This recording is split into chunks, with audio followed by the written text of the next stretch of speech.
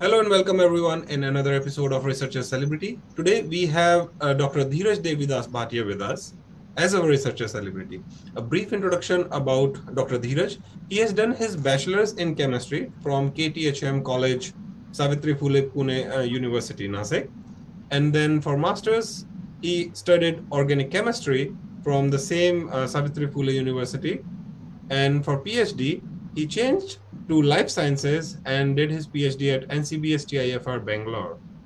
Then got several postdoctoral fellowships, and some of them are like the most reputed ones, like Curie postdoctoral fellowship, HFSP long-term fellowship, Sir Ramanujan Fellow, and currently he is an associate professor at IIT Gandhinagar. With this brief introduction, I would like to say thank you so much, Dr. Dhiraj, for taking time out for this conversation. Thank you so much for the invitation, and it's an absolute pleasure to be talking to diverse and young minds. And I'm happy to share some of the bits of my journey with you all, the experiences which could help the young generations of the faculties who are looking for the opportunity, say, back in India, back in academia. Thank you so much. Yeah, so we always start our conversation that how and when you decided that you want to become a researcher. Yeah. Uh, in my class fifth, when I was in the school, high school, so I come from Nasik, a very small city, and thankfully those days science was Pune, Nasik, those were the areas where science was really thriving. A lot of people were coming and discussing science, and I'll tell a small story if I can, like if I may, Yes, a small please. story. 1997, a comet, Hellbock comet, came in the solar system, and our teachers were teaching us geography and science that there is a comet and all, and everybody thought that some magic is happening in the sky. And Jayant Naralikar, who just passed away yesterday, the founder of Ayuka, he had a small center in Nasik city where they had a telescope. And what they were doing is they were giving newspaper articles or advertisements that we will show you comet. If you want, come at this place at the evening 7 o'clock after the sunset. Me and my brother, I was in 5th standard and my brother was in 4th, and we decided कि चलो चल के देखते हैं, some magic will be there. That I don't know what the comet was, but then when we saw the comet by the telescope, we saw the moons of Jupiter, Saturn's rings. That was like kind of fascinating. Oh my goodness, something like this occurs. And thankfully, the school where we studied was really encouraging us to ask more curious questions. Why do things happen like this, that? And that was like one of the starting points of scientific journey, in both our minds, me and my brother. By the time we finished 10th, it was kind of clear that probably engineering or the traditional, engineering or medical is probably not for us. So I told my parents that, I'm not going to explore those. And they were happy. They said, yeah, it's your journey. What do you want? You go ahead. Uh, there were a bit of limited opportunities in astronomy and astrophysics, so I couldn't pursue my career there. I really wanted to go to NASA for research and all. It was those days when you heard about all the moon landings, this that. You always feel that mujhe bhi karna hai. Never happened, but nonetheless, I landed up in a chemistry department in KTHM College, and even those teachers, they were so good that they were like kind of always enthusiasing me that when you mix these two molecules, something happens. How are the molecules talking to each other? How the reactions are happening? So those, and we had a liberty to use whatever chemicals we had in the lab, do magics, break the pipettes and tubes and all. So it was more of a fun and curiosity which kind of drove me towards more and more research. Went for masters to Pune University, and that time I was like, I was looking at, I did my organic chemistry, MSc in organic chemistry, and everybody was looking at NCL Pune, CSR labs, and mujhe synthesis karna hai. But everybody whom I met, was saying we can use these molecules in biology, but nobody was actually seeing how we can do that. And I thought that instead of again, going for PhD in same synthesizing molecules and publishing some papers, I thought maybe I'll change a bit of a trajectory. I must say it was a little bit of a risk, but thankfully, destiny helped. I landed up in TIFR, Tata Institute of Fundamental Research. I had opportunity to work in Bombay and Bangalore both, but again, I must say, Yamuna Krishnan, my PhD supervisor, she had just returned from Cambridge to start her group, and she was also looking for people to help in her lab, and I happened to be her second PhD student. So she was quick to notice my chemistry skills and curiosity for more science. So she offered a PhD position. That's it. I think with that, I was on a trajectory. Landing in her lab for PhD, I never looked back. Like, she was always motivating. Even today, guiding that these are the new ideas, these are the new ventures, and this excitement still keeps continuing, and my lab still grows. Absolutely. And I think for all the researchers, one thing I can say, that if you're enjoying your research, as you said, it is actually a landing, and nobody then looks back ever, especially Yeah, after their PhD. yeah, So before we go into after the PhD, I would like to know a couple of thoughts, like, as you mentioned that you were like, okay, I have done my master's in organic chemistry. I want to make it more translational, or how I can connect it with humans. So then yeah, you shifted this life yeah, science to life sciences, and you said that yeah. there was a little bit of risk. So for the students who are actually thinking of changing or switching a little bit for the Yeah. PhD, what are the considerations they should like keep very strongly in their mind before committing Yes. to it? Yes, absolutely. One is the seriousness, like how serious you are really in pursuing that area or that dream where you want to be. Second is be prepared for some failures. Like, of course, I'm not saying everybody will be successful. Even I don't consider myself as successful. There were mistakes and all in the career. But one thing which I must say, and today we are living in a social media age where people are more approachable. I said, please talk to the people. Like, this is something which even I had big problems. Like, in those days, 2005, 7, there was no WhatsApp or no social media. There was this coin boxes. We used to put a coin and make a phone call. I remember I had a telephonic meeting with Yamuna before even joining her lab. I said, ma'am, I am confused whether I should go back in the chemistry for PhD or whether I should biology. And I had like 20 coins, and like every 3 minutes the coin was getting over. But she guided me. And even today, people are open-minded. If you're thinking to change the field, going not just from chemistry to biology or physics, see the people who have been in that area.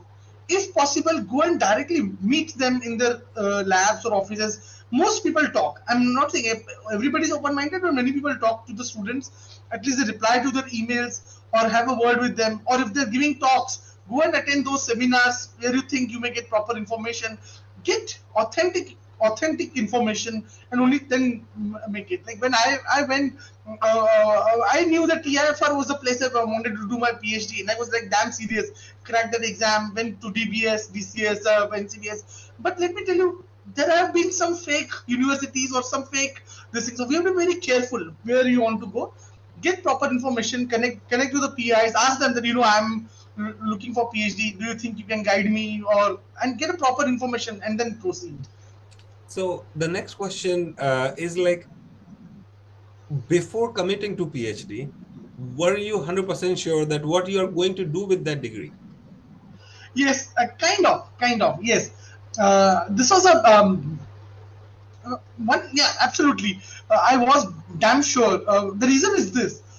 So I did my PhD, master's in Pune, and like Pune, if you see, it's not only an excellent city for education, university, chemistry departments and all. You have CSR labs, you have ICER, and along with that, you have a lot of industries also. We have like a lot of pharma industries, the companies where most of my batchmates and seniors were getting jobs.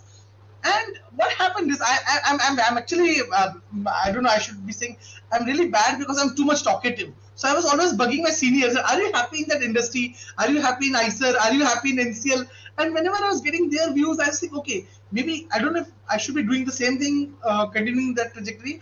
One thing was for sure that I wanted to be a PhD. I wanted to be a scientist in my life. Whether successful or not, that's a different question. But this was like my passion, and I'm really thankful that my parents were very supportive from day one. Like, I told them that a PhD is going to take 4 or 5 years. They said, "Aram say, you take your time and take your decisions." So that was the biggest support. So right from I'm not only, I must say, MSc. Probably from high school level, I was ready to be a scientist. I wanted to be a Absolutely. scientist, and No, I think yeah, why I asked this question, because what has been seen in current situation, that these motivated researchers, and as you said, now we do live in the social media life. So, it sounds like fascinating, let's do this. Yeah, So they join the program, and after yeah, a struggle, and as you said, that success versus failure, it's like everyone has their own view.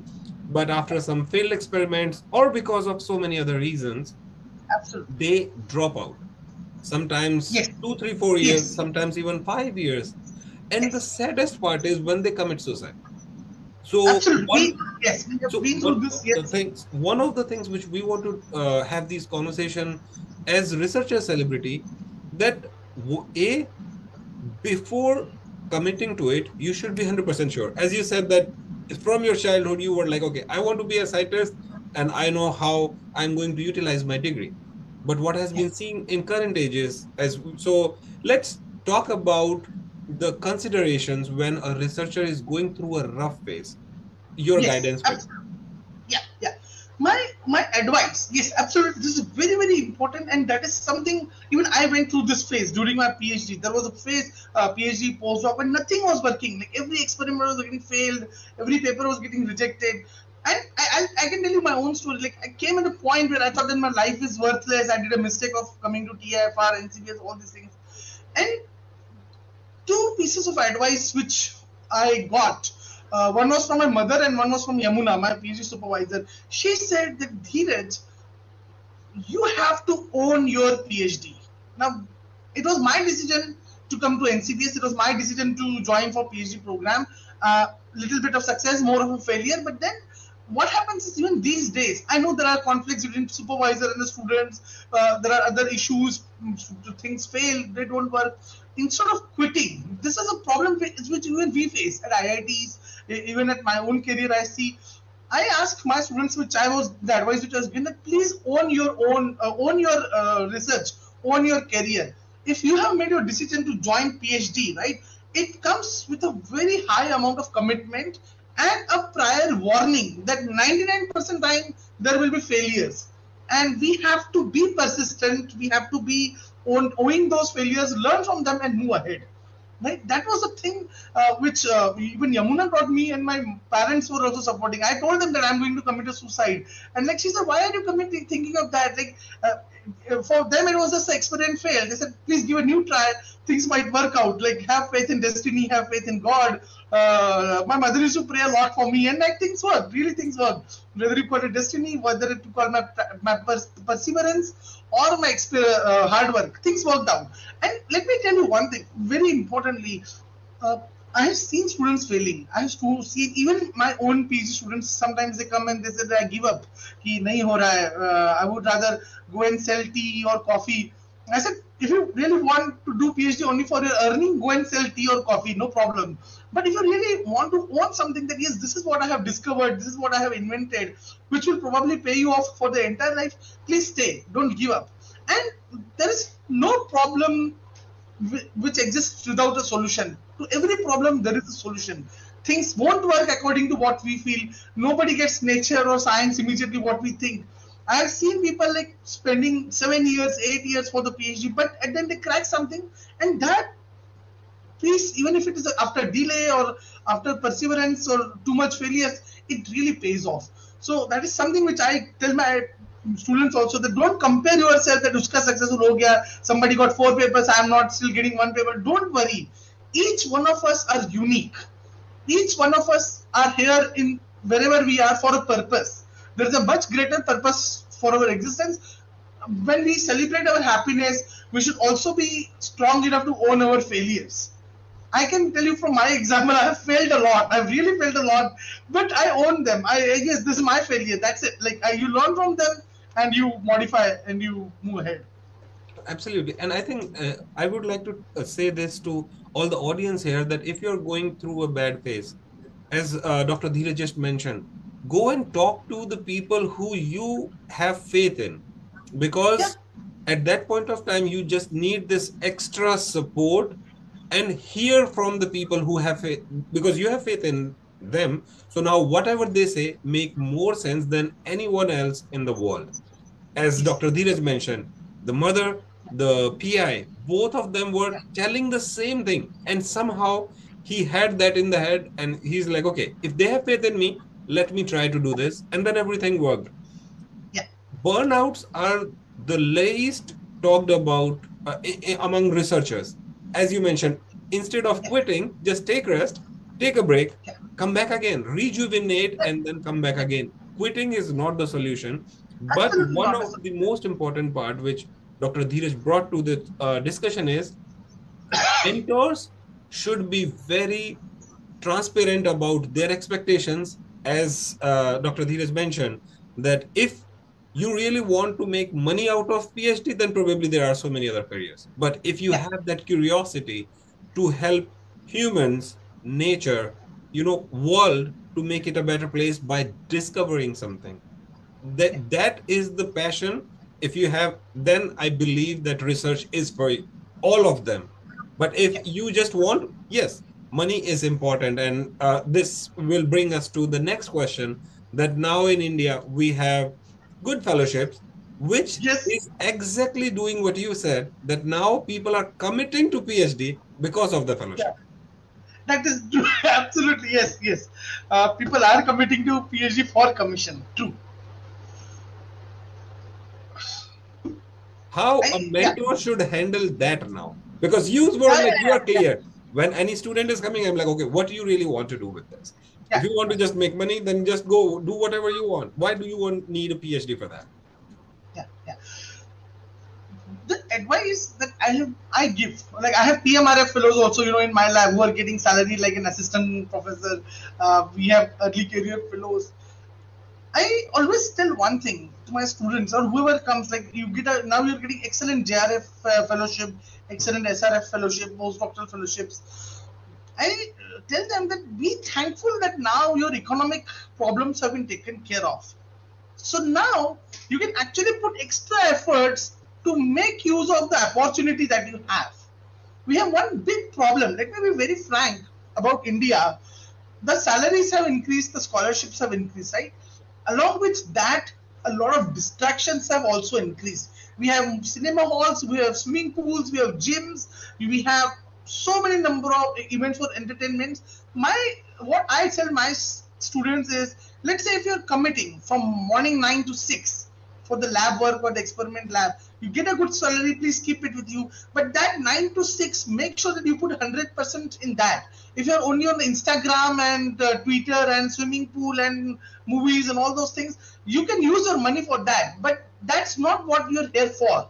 You are here for your PhD.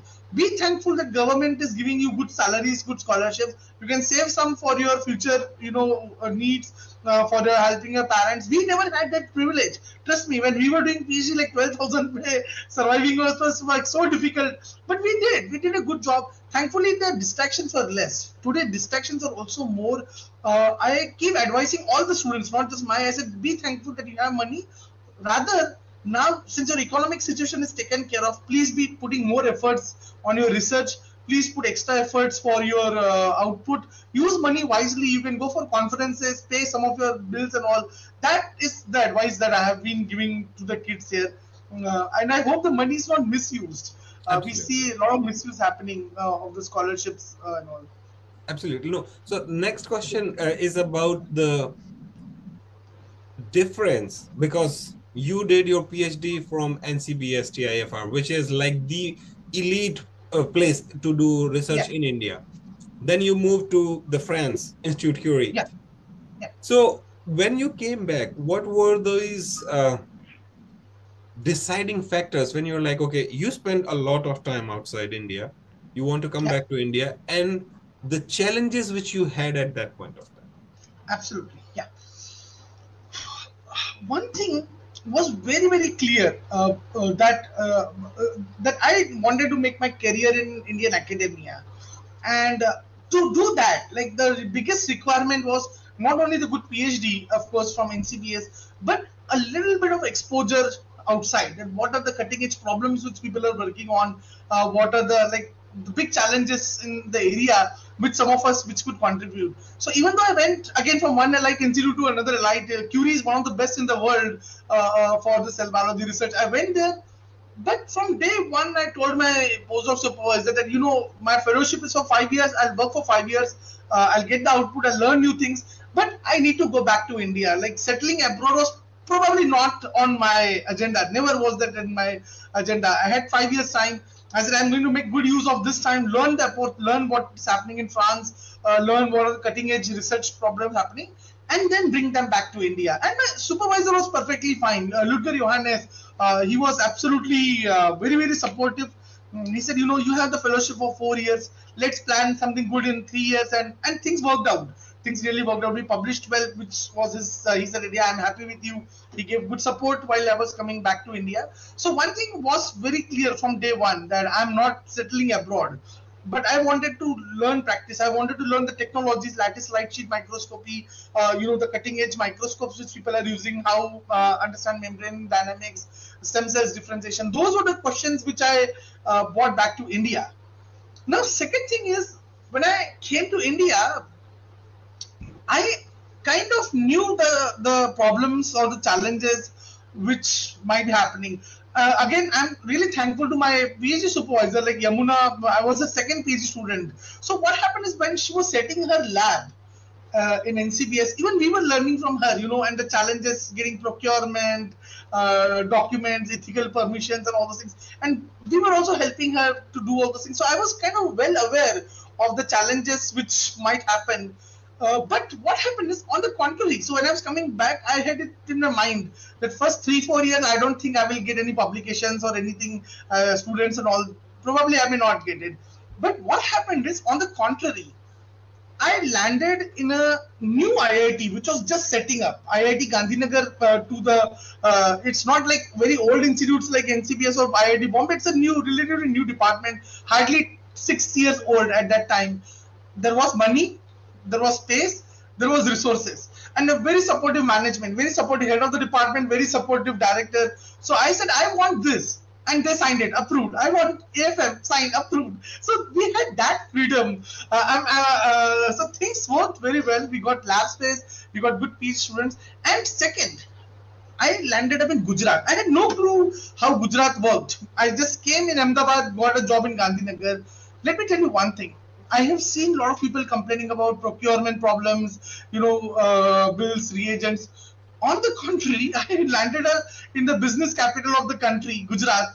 The vendors come to you, they say, sir, aapko kya chahiye? I said, I want this chemical from Sigma Aldrich. I want this. Next day, the chemicals were on my desk, almost like a European system or American system. They say, sir, don't worry about the purchase order. We'll take care of the paperwork. You don't worry. Here are your chemicals. You start. That is the system which helped. So I think when I came, I was with the mindset that probably first 3-4 years, no research, setting, but it actually worked very, very opposite. If you see my previous tweeters, I joined IIT on Monday. Wednesday, I had my lab space, and next Monday, we had the first result from the lab. So within a week, I had one PhD student allotted, 2 MTechs, and within a week, we were on the bench doing the research and the experiment. So that was the support which I got. Lekin ek baat hai, I must say this. I really must say this.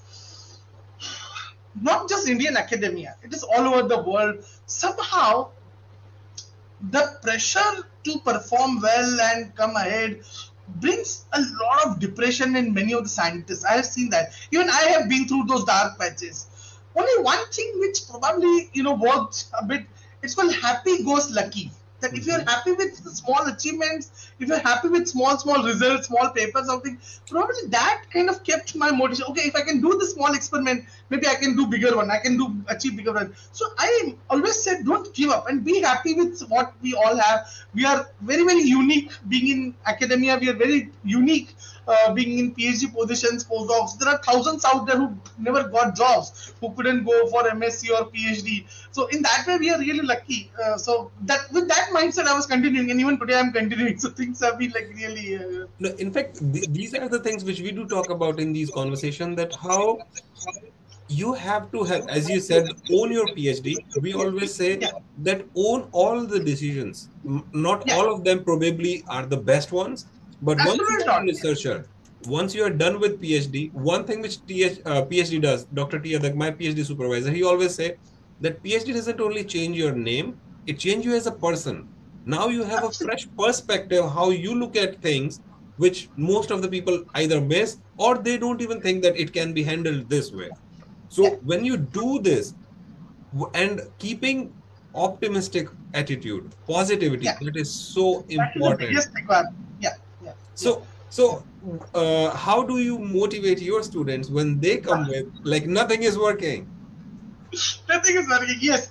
So we have a lot of chai. We have a lot of tea. And I one thing which we always do is Saturday. Thankfully, is no administration, no classes. I spend most of the time with my students. So I say, okay, let's say this is something which our director taught us, IIT Gandhinagar director taught us. Like whenever I went to him, that here's the problem, this is the problem, and he will say, yeah, I know this is a problem, but Dhiraj, tell me what should be the solution. So I used to say, yeah, probably this is the solution we should. And then he said, then do it. So what we do is like we sit with the students, we go through the ideas. Thankfully, what we do in my lab, we have a very open-minded students collection. I ask for students that nobody will have any bad attitude or grudges towards anybody else. We are all working as a family. So any kind of input or any kind of criticism is most welcome in our lab. So we discuss, we go through chalkboard brainstorming sessions, and before even I say, my students solve the problems. Like if a PhD student comes up with the problem that this is not working, before I speak, my other students. But thankfully, I also have. I must say this. I have a very good bunch of postdocs in the lab.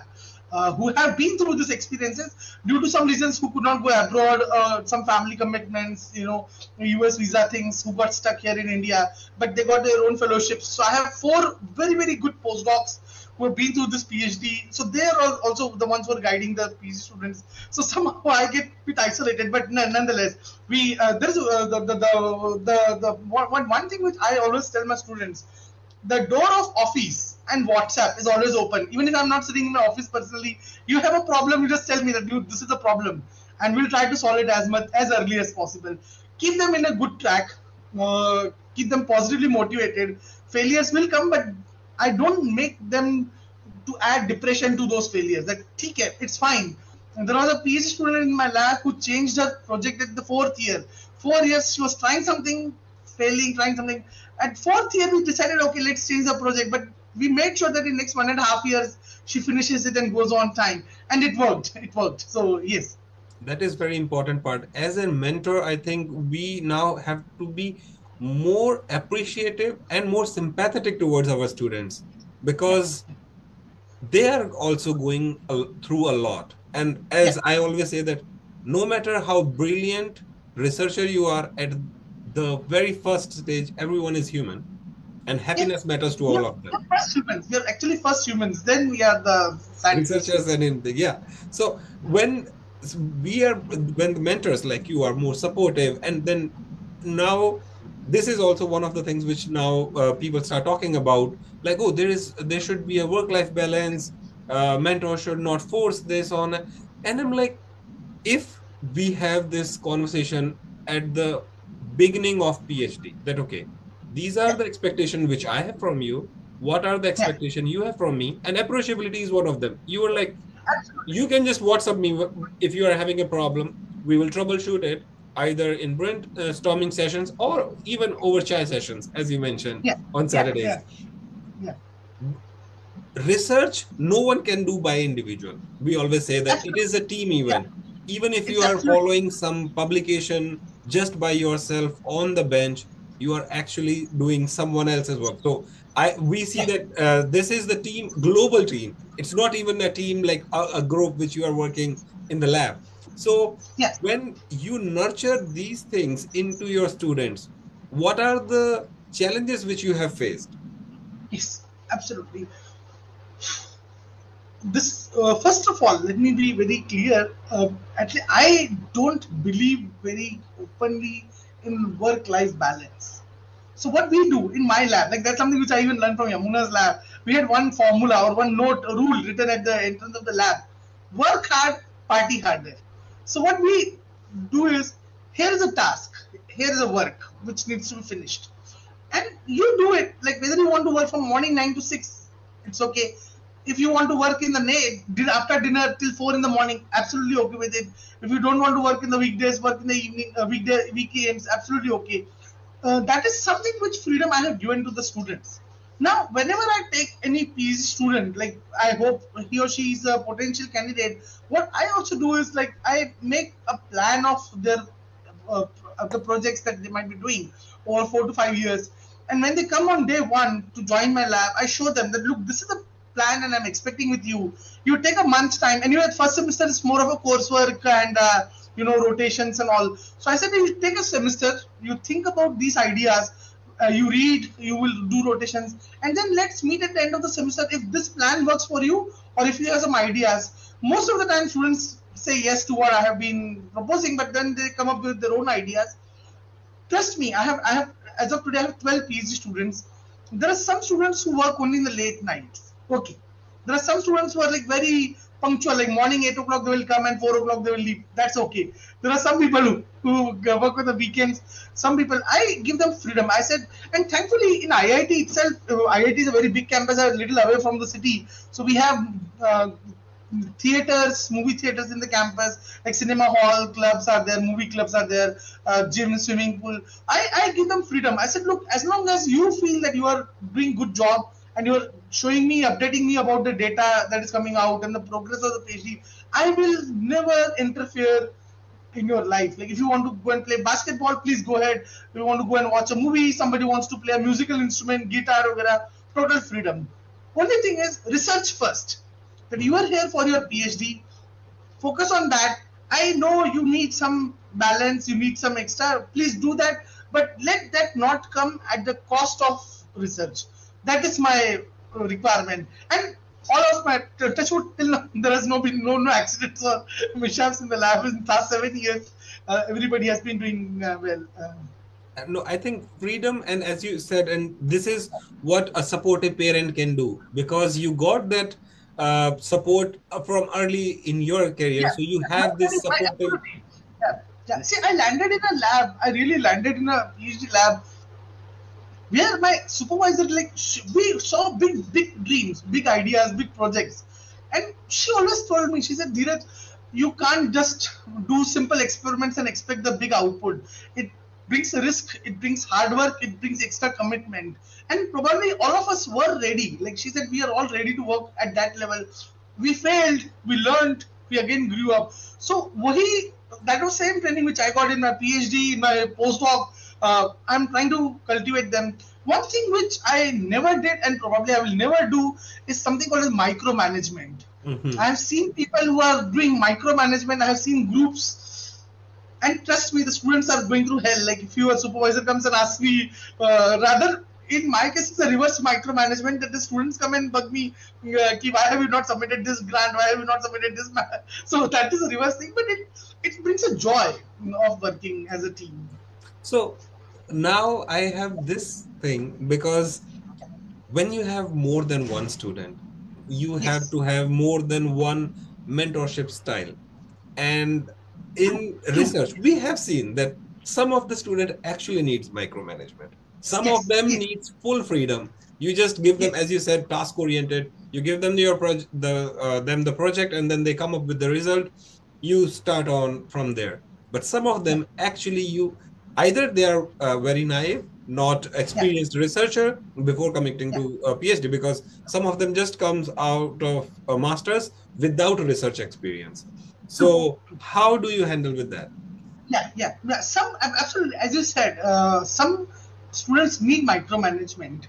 I do a bit for a while. I do a bit for a while. I teach them, I spend time with them. But then after 3 months, 6 months, I say, I have taught you now. Now at least be independent, that you do it yourself. And that is probably where postdocs come into a picture. Like my Yes. postdocs are actually like they're working as a junior group leaders in my lab.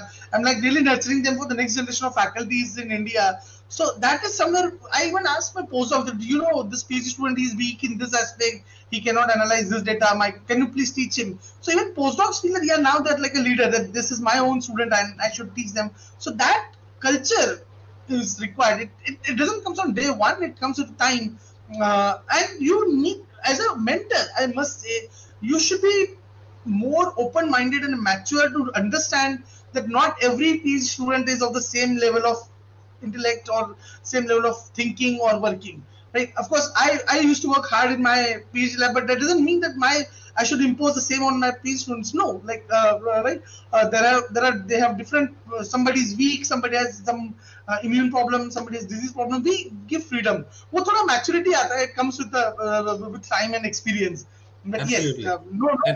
no one mechanism for this. And this is why when we talk about mentor-mentee relationships, it is so dynamic that with the same student you might to have go over things sometimes 10 times, and sometimes the Yeah, student is yeah, in a yeah, good mood and then open for whatever you are yeah, talking, and yeah, then it is absolutely. just one conversation what it all takes. Yeah, absolutely. Yes, yes, yes. So now the one thing which I want to have a few minutes Sure. for uh, you know at Researcher Celebrity, we always talk that PhDs should never be walk-ins. You said a little bit about it, that you gave them Yeah. this one semester time that, okay, explore this. Do you think that we are good for you? This match has to be very fine Yes. at the starting, because we Yeah. always know that over a period of 4 or 5 years, there will be conflicts. If you Yeah. do not Yeah. have any conflict with any of the student, then it is like That is, unnatural. yeah, yeah, absolutely. Yeah. Yeah. Yes. So Then there's a how do problem actually. If you don't have a problem, then there's a problem. Yeah. yeah, yeah, exactly. So what you will guide to these students who either are going to join a lab or are going through the conflict with their mentors? We actually have a dedicated cell in IIT about this. We do frequently run into the cases or scenarios where there's a conflict between the student and the faculties. Normally, what happens is the first semester is probably the most crucial one when the students have to decide. Like when the first batch of students come in IIT, at least this is the system. We don't allot them to the PhD supervisor right on day one. No, like first semester is actually a flexible period where you can do up to two rotations with two different labs. These are your going to be potential labs. Like let's say I want to work in these two labs. Please go and do a small project for 4 credits. And then at the end of the semester, we take feedback from the students that are you really serious that you are committing to this lab for 4 years. I think one semester is kind of okay enough for them to learn the environment of those labs, some toxic labs, open-minded lab. And then what we also do is we never ask for one name of the supervisor. We ask them that you give us 2 to 3 names of the potential labs where you would like to work. Thankfully, in IIT Gandhinagar, the system is so open that if a bio student comes and says that I want to work in computer science, we allow them. If somebody says I want to work in chemical engineering, please go ahead. Like that kind of flexibility is there. There have been rare cases where the students come at the point where they say I don't want to work in this lab, I want to change the lab. So then we see that okay, in the beginning when you had given these options, do you want to change these things? Of course, we also discuss with the faculties that why this problem has happened and can we solve the problems. In most cases, the faculties are open-minded. They do think that yes, the problems between them and the students can be solved. In my like 7 years of my career, nothing has happened in my lab till now. Touch wood, everything is going well. But we have seen in cases where students come in the third year say, I don't want to work in this lab, I want to leave. So I said that in the first semester where we asked you this question, that this is the lab, you have seen the environment, these are the challenges, and we asked you that are you ready to go through this? And you said yes. Only then we have allotted you the supervisor. So now you cannot come and say that I don't want to work. We try to find a solution which works best for everybody. Yes. But there have been rare cases where the student had to change the lab or terminate the PhD. There have been rare cases. But that we have handled in discussions with their parents. We also call their parents sometimes if the situation is very serious or beyond our control, that this is a problem, what do you think we should do, and we have handled it. So yes, it requires a lot of investment in terms of time and energy to find the best possible solution. Yeah. I will say there is no one formula or one mechanism for this.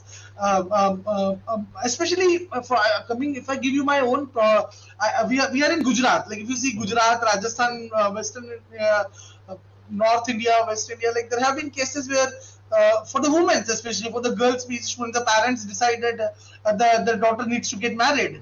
Now, if the daughter is in the third year of the PhD, we always request that, yeah, can you please allow her to finish the PhD? And then no, like we have been cases where the parents just came and took their daughter. No, we will get her married and all these things. One or two cases have happened. We have to handle them very carefully. We make sure that at least the minimum requirements for the PhD are satisfied, like at least one or two publications, the credit requirements, qualifier exam, so that if even if the student is discontinuing or going, he or she gets a degree, so that he or she may get some job. The student has invested 3 to 4 years in the academic. It should not go waste. So that is something which we really take care of. That's very supportive. That's very supportive, and I think that's very intelligent also. So, with this, we will say to all the audience here that freedom comes with the responsibility. So, as Dr. Dhiraj said, he gives all the freedom to his students. So, you can enjoy all of that freedom.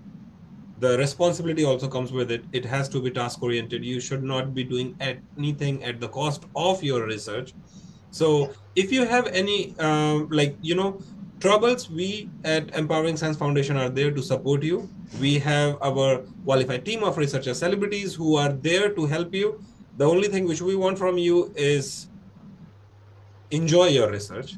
With this, we'll say thank you so much, Dr. Dhiraj, for motivating this next generation of researchers. Pleasure, always a pleasure, and we look forward for more interactions. If there are any queries, do write to us. We have mechanisms. If you see IIT Gandhinagar websites, we have mechanisms. We have student well-being cell, and even in the first semester, we have dedicated orientation programs for PhD students. That if you run in such situations, what to do? Like, don't just go and commit suicide. Like, if you run in a situation where you think you are not well aligned with your supervisor, or if something is wrong, something is being misconduct or something like that, we have mechanisms. We actually orient our students right in the first 2 weeks of joining the PhD and MTech. So those mechanisms are already in place. That has helped us a lot. So you can look at those websites at IIT Gandhinagar, and I'll be happy to provide more information if required. Thank you so much, Dr. Dhiraj. Thank you, Raja. Thank you so much. And yeah. Okay. Stay tuned for other episode of Researcher Celebrity. Feel free to write to Dr. Dhiraj, or if you want us to help you, we are there to bridge the gap. Thank you so much. Sure.